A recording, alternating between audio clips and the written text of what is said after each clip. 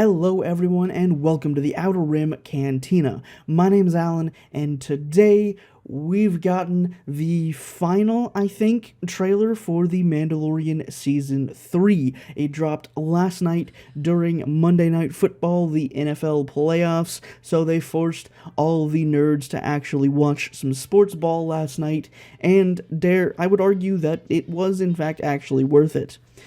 The trailer for the new season is just, it's fantastic. There's really no other word I could use to describe it. Like, literally, I'm not exaggerating here. Every single shot from this trailer it's all the things that I would expect from a show about Mandalorians.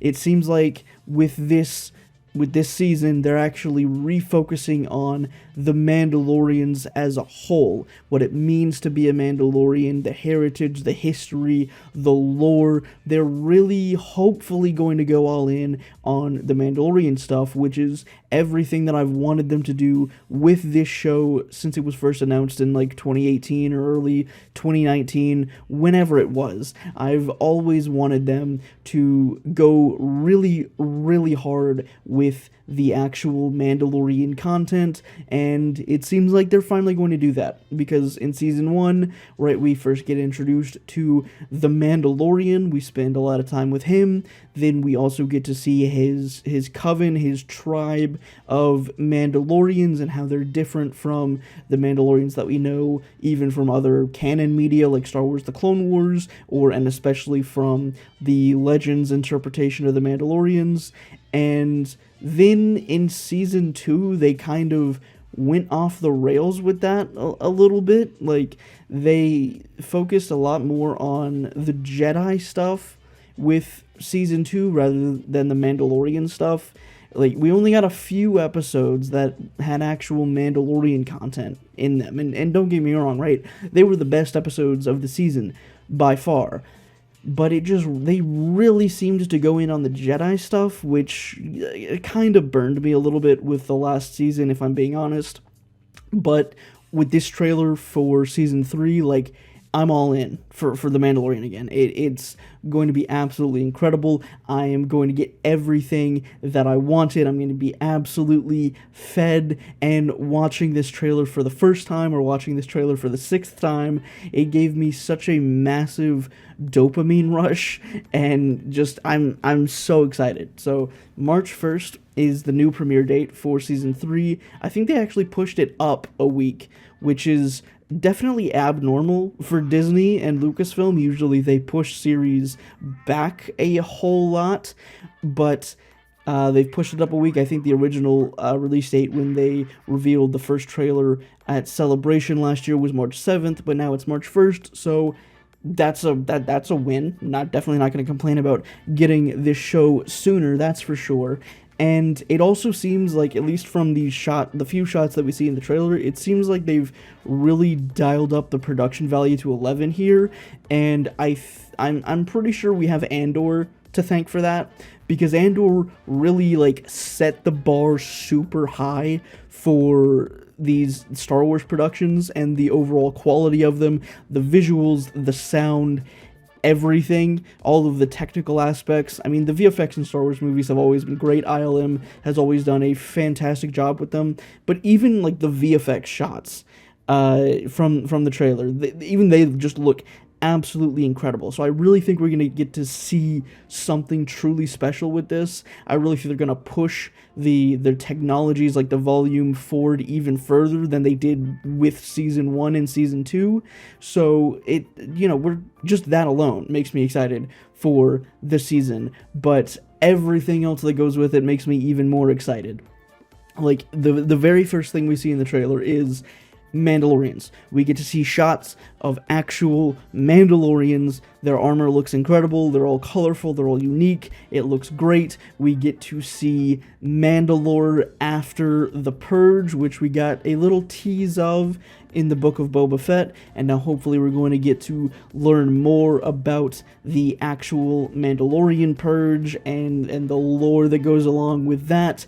And we're going to get to see the return of Moff Gideon and Giancarlo Esposito, which he's just a fantastic actor. He is, like, truly the best bad guy you can possibly get for anything. Giancarlo eats up any role he's ever done, and Moff Gideon is no exception. So I'm glad we're going to get to see him again. We're going to get to learn more about the Mandalorian Purge, and surprisingly, we're going to get to see Coruscant, of all things. We're going to go back to Coruscant after the prequels, after the original trilogy, now after the fall of the Empire, and see what's going on there. What are people doing now after they've torn down all the Palpatine statues, they've beaten up all the stormtroopers?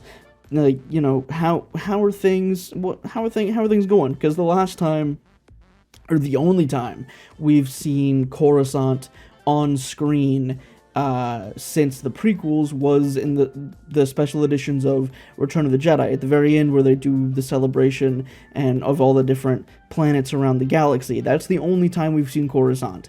And now we're finally going back there to see what's up. Looks like Pershing is going to be there, so maybe we'll learn more about the clones and the Imperial cloning process that they're working on to create Snoke and eventually try and save and resurrect Palpatine and all of this really cool stuff. And also, interestingly enough, there is actually two different versions of this trailer. There's the YouTube trailer and the one they released during the NFL game, and there's also the version that's on Disney Plus. And the version on Disney Plus is special for one very important reason, and that's because it has this shot of a whole bunch of Star Destroyers parked on Coruscant that appear to be like they're being decommissioned, kind of like we saw with the intro to the Jedi Fallen Order video game, where they're decommissioning all of the Republic cruisers.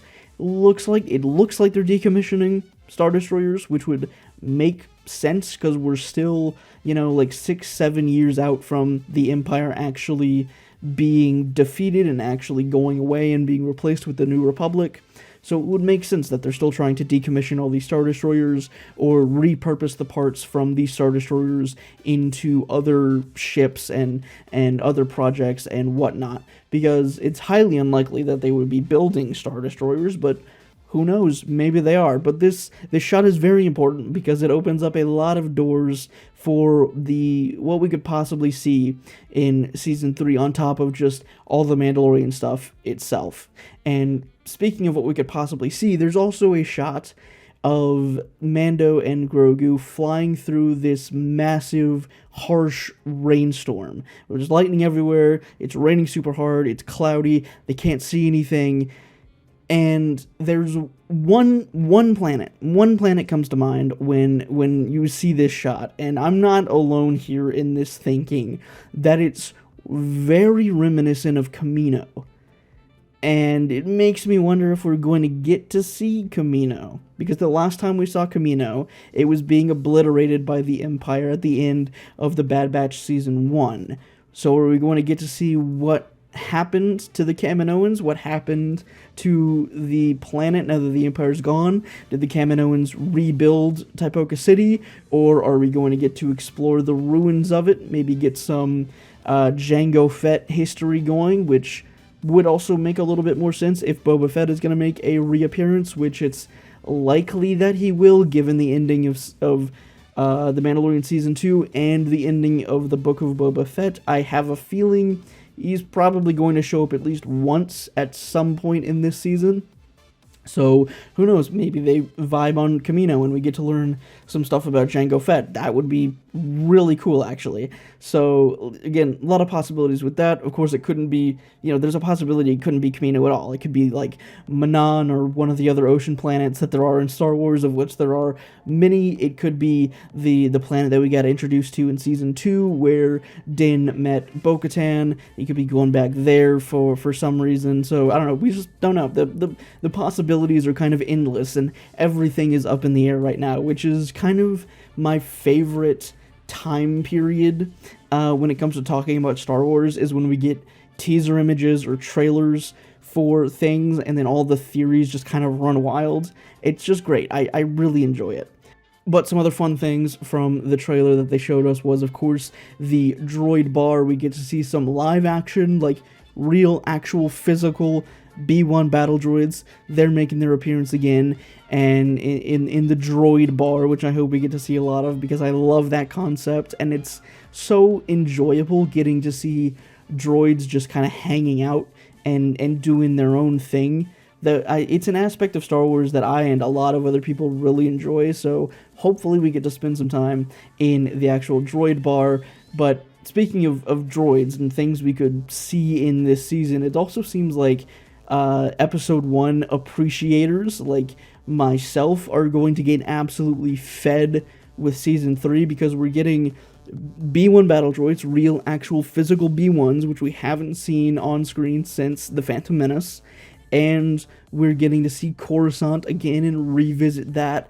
And of course, we're also, going to get an N1 starfighter, because that's Din's new ship that he and Grogu are flying around in. So there's a lot of Phantom Menace callbacks that look like they're going to be sprinkled throughout the series, which I'm super, super excited about. And there's lots of other cool things that I could sit here and spend 3 hours over-analyzing and talking about and geeking out over every little thing.